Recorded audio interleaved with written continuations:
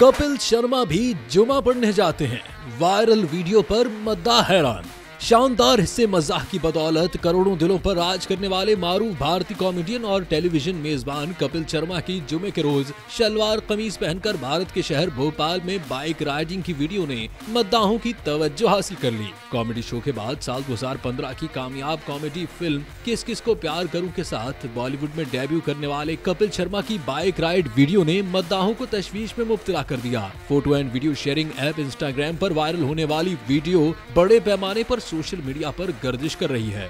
Instagram पर viral होने वाली वीडियो में कपिल शर्मा को भोपाल की गलियों में स्कूटर पर सवार देखा जा सकता है, जिसमें कपिल सफेद रंग के पठानी सूट में टोपी के साथ रिवायती मुस्लिम लिबास में मलबूस हैं।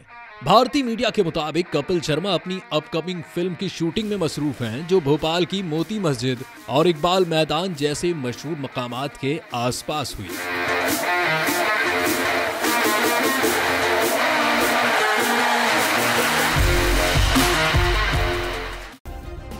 सब्सक्राइब करें और बेल दबाएं ताकि कोई खबर रह न जाए।